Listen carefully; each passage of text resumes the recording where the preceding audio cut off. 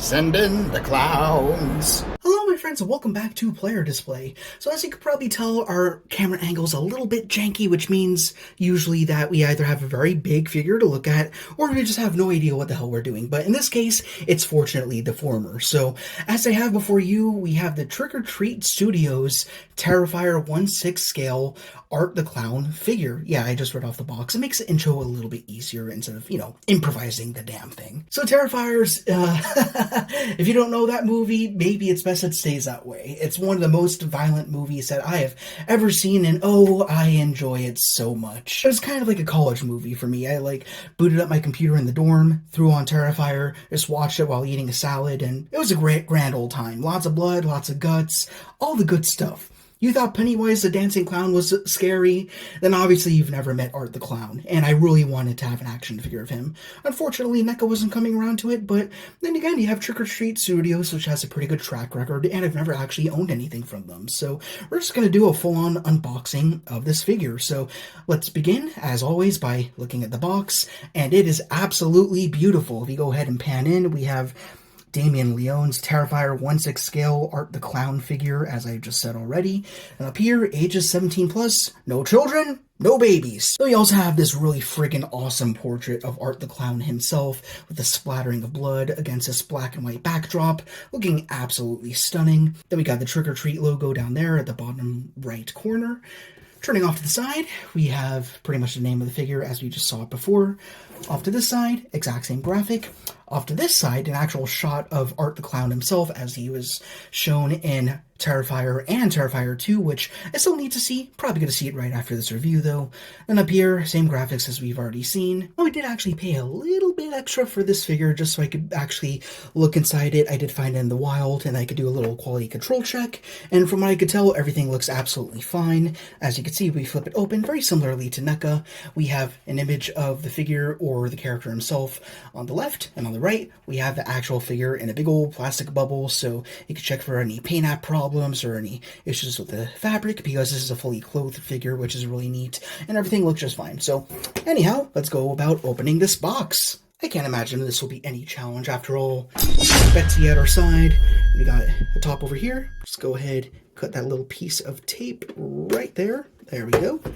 And I think that's all the tape cutting that we'll need to worry about today, but we'll see. Flip that on open. Get those tabs. Get that flap. Slide it on out. And it looks like it's 2 layers of plastic, so we'll just need to pop them open one piece at a time.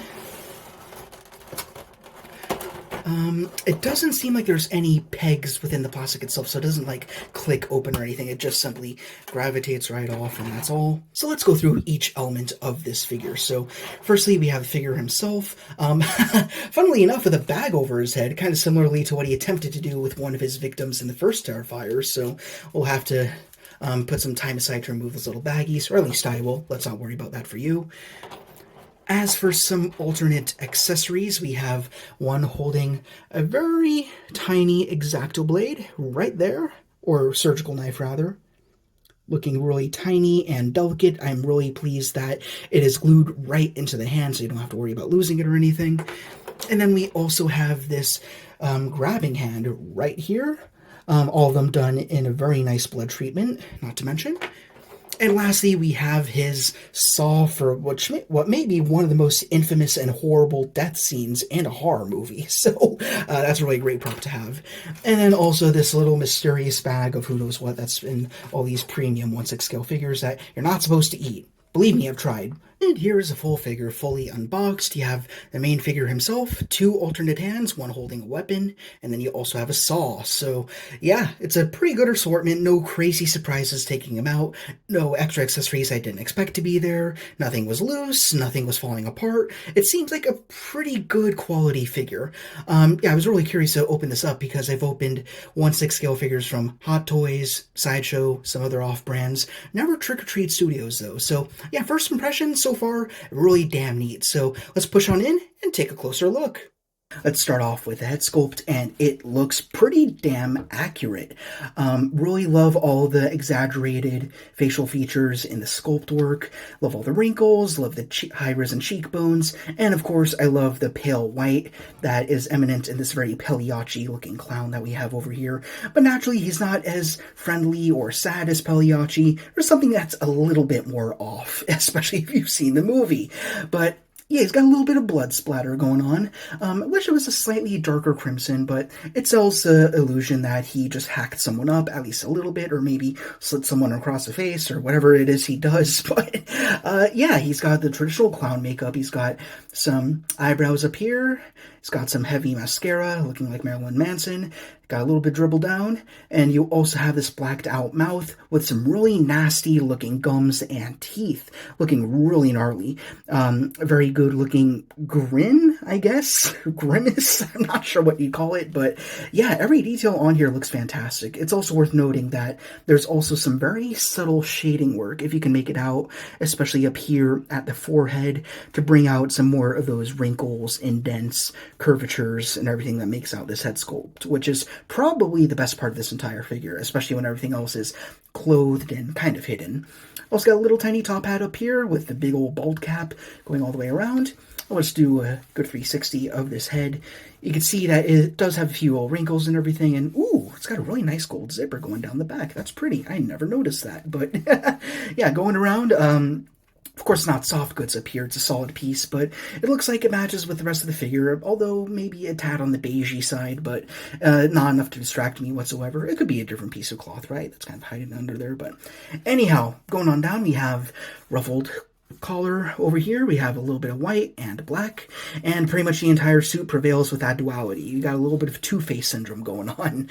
Down to the torso, we have two pom-poms, one towards his chest and one towards his, well, downstairs area. You got some bisected white and black, which is the prevailing theme throughout this figure. Same on the arms. Going down to the wrists, each one almost has a little bit of a cuffing to hide the base body underneath, which is just a generic flesh tone with a little bit of veining sculpt work into there. Probably good if they want to make any other figures with this base body. You also have his two other hand options being some gloves, open-handed this time. And actually, I'm noticing these are gloves with open fingers, which is pretty interesting. So if you turn him around a little bit, again, it's a little awkward with this camera angle, but you can see it's a glove, got a little bit of those etch marks in there, got some more blood splatter, which is always good. Then you have some exposed fingertips with the fingernails and everything, looking absolutely gnarly. The one complaint I have about this figure, and this is really just a personal thing, I really do wish that he'd have more blood kind of just throughout him, looking like he just went on a good old classic killing spree. So that's something I might do. I might give him a custom blood job, which is such a weird thing to say, but I feel like that's something that he could use. But anyhow, as for the rest of the aesthetics of this figure, going on down, got a white leg, got a black leg, and we got two big old looking clown shoes. Very traditional in terms of shape, but still muted in color. Although now looking over here, there's a little bit of yellow something right there. Don't know what that is. I could probably scratch that off. Not really coming off, but whatever. I could probably paint that away or get a marker or something, so it's not a huge deal whatsoever. But anyhow, let's put art aside as we take out his other accessories. Here's one holding the scalpel, which is a word I was looking for but could not find initially in this video, but it looks absolutely fantastic. Once again, gloved hand, exposed fingers, and you got the scalpel in there. Again, a little bit of blood on the edge of the blade would have been very appreciated, but yeah, we'll also do a hand swap test and see how easy it is to pop this hand on. And then we also have this hand over here, which I can only imagine is for the saw. And again, exactly what you expect, very bloody fingertips and bloody gloves. And that's kind of what I was talking about. You have the really heavy, glossy red over here in this really dark crimson. I wish I would have translated onto the rest of the figure looking like he got a little bit more nitty-gritty, especially for a character who's not meant to be subtle to any capacity. I wish they would have taken it all the way, but that's all right. That's why customizers exist. Oh, we'll try that perhaps in another video. Let me know if you want to see that. And then lastly, we have his hacksaw, very reminiscent of Saw as well. Same Saw, I believe. You got the blade down here, and yeah, it looks pretty authentic. It's got a silver wash going on throughout. It looks like it's an actual like tool made out of several parts screwed together. It's got a nice little leathery grip over there. Yeah, it's pretty neat. The one accessory that I wish he would have, which would be very easy to custom make, is his literal bag of tricks. He was known for walking around with a big old garbage bag slung over his back or something like that. So I feel like that would really be great for just him holding to be in an idle stance, and then you can also like store his different weapons and different hands in there, maybe fill it with some cotton balls to give it some more volume. But yeah, as for the accessories we get, not a whole lot more I could ask for. It's a pretty solid arsenal. One thing that I did want to mention before we go any further is that he is a little bit on the difficult side to stand up. He does not come with a figure stand, so I recommend having one handy if you choose to go after this figure. But yeah, it's just a little difficult to get the feet articulating in the right position. I mean, you can move them pretty well, but in terms of getting him balanced, he's a little on the top-heavy side, so he might need a little bit of support, so I definitely am going to plan on getting a figure stand for him. Not sure if there's going to be like a special customized one specifically for him, but just a generic one will do. But anyhow, with that being said, let's try a few hand swaps, because I have no idea how this is going to go. So let's pop off this open hand over here, and it looks like it comes out with the entire joint. So might be a little more tedious than we were expecting, but it's a pretty traditional in-out, up-down joint. And you can see the peg that goes into the wrist is a little on the thicker side. The one that goes into the hand itself is a little smaller. So just keep that in mind. So let's plug that back in and go for the scalpel holding hand right over here. And just port that on. Not too bad, a little tricky with the cloth in the way, but yeah, slide it over the joint. And he looks pretty damn excellent. It's really quick to get him into a decent looking pose, looking menacing and, well, terrifying, as he should. Probably best to just figure out what configuration you want with the hands first, and then do the old switcheroo, but that's okay. For now, this is what we're doing. Oh, I just realized something. The scalpel hand and the gripping hand for the saw are both righties, so there's really no point in swapping out this hand at all. So let me take a little break, and I'm just going to swap out those hands right here. Made a little mistake, so I went a little bit too fast, and I actually broke the scalpel out of the hand, so I'm going to need to go ahead and fix that, but it looks like you could probably just push it in, and then it would stay there, but yeah, it would still hold it in, but I'm going to be sure to glue that back in because that's a piece I definitely do not want to lose. I kind of prefer him with the saw anyways. It just adds a little bit more to his menace, so just something to keep in mind, but yeah, that kind of blows. Not the most secure thing, not really Trick or Treat Studios' fault. It's really small. You should have been expecting to be careful with that, or at least I should have, so I'm going to need to fix that. Just be wary if you get your own copy of this figure. Now here he is with his gripping hand, which was absolutely no issue to pour back on. Really the exact same process as the other hands that we just looked at. And now we got the saw here. And now let's test the malleability of this hand. It's actually pretty good. It bends out pretty well. So now we bent it out a little bit. Let's slide in the hand. I mean, the weapon here. You gotta be a little quick about it. There we go. So it's not the tightest, firmest grip. You see it's got a little bit of the wobblies in there. Oh, man. All right, so let's try that again. Looks like the hand's open to the point that it could just drop out, so you can kind of slide it in and swing it around. So best thing to do is pose up the figure first and then put in the saw, because it doesn't look like it's going to be the tightest grip ever. I just realized you can actually hit a certain sweet spot with this hand and the saw. If you get the saw in there and then you push it up a little bit where the grip gets a little bit thicker, then it does get a lot tighter. So, and then you get these three fingers a little bit more down to the base of the saw, and then it holds it in a lot nicer. So shake it around, much better. And then you can feel free to pose them as you wish. So yeah, a little fix there, nothing too game changing, but that does help a lot. So there you are. Now let's have a look at articulation, which is actually pretty damn good. So we have this much down in the head. All right, so maybe one joint that's not perfect, but no real down in the head. A little bit back. You have some tilt, and you got a good amount of swivel in there. Pretty much stops at 90 either way. As for arms, you can't see it, but he definitely has butterfly in there, and really good butterfly. Like, not sure if you can make that out, but it's a really, really good shuffle, especially since he's just wearing cloth, and that's it. You can come up a little past 90, do a little bit of a Batman, come back down. You can do a 360 swivel. Obviously, we can't do that because it's soft goods. The bicep swivel in there as well.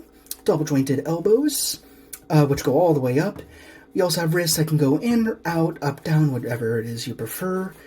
In the torso, I think there's a crunch, yes, and there might be more down here at the waist. There's a ball joint at the waist, so you can come that far down, which is pretty solid, and you can go pretty damn far back, so I'm loving that quite a bit.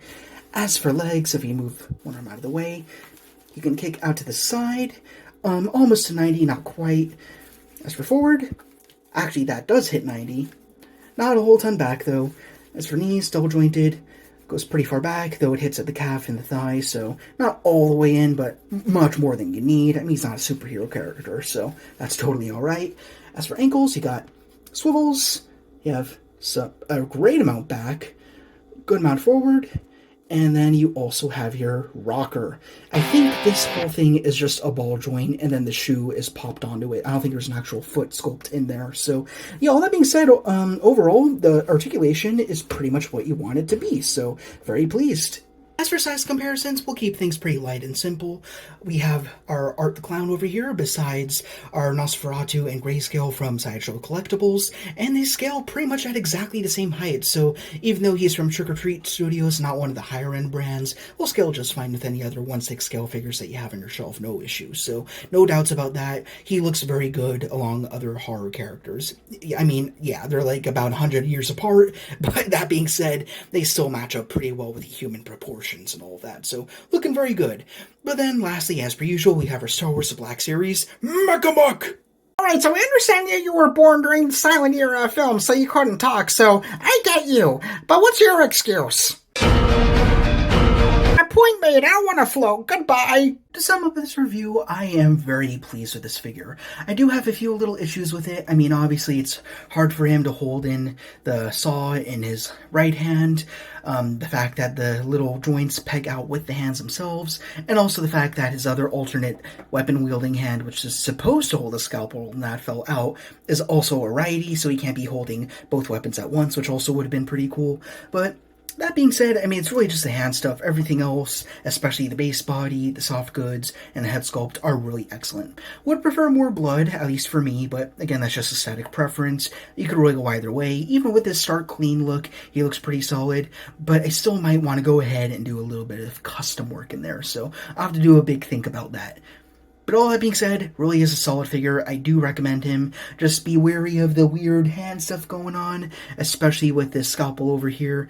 And as long as you can get past the hands, I think everything else here is really damn solid. And be sure to get yourself a figure stand, because that would be useful. He is leaning against my backdrop over here, so get yourself a figure stand, be careful with the hands, and I think you're good to go. So, if you enjoy Terrifier, the movie franchise, and please let me know what your thoughts are about it in the comments below. It's certainly a unique one. I just really love how it has that 80s VHS-y aesthetic about it. There's no real plot or anything. It's just a clown going around and whacking people in the worst ways possible, and I absolutely love it. So, yeah, it's pretty much all. So if you enjoyed this review, then please, as per usual, be sure to Like, comment, ring the bell to be notified of our latest arrivals, and subscribe. This is the editor speaking, humbly reminding you to support the Pod Patreon in the description to guarantee new content every single week. Thank you guys very much for watching. Rock on, and I will see you all later.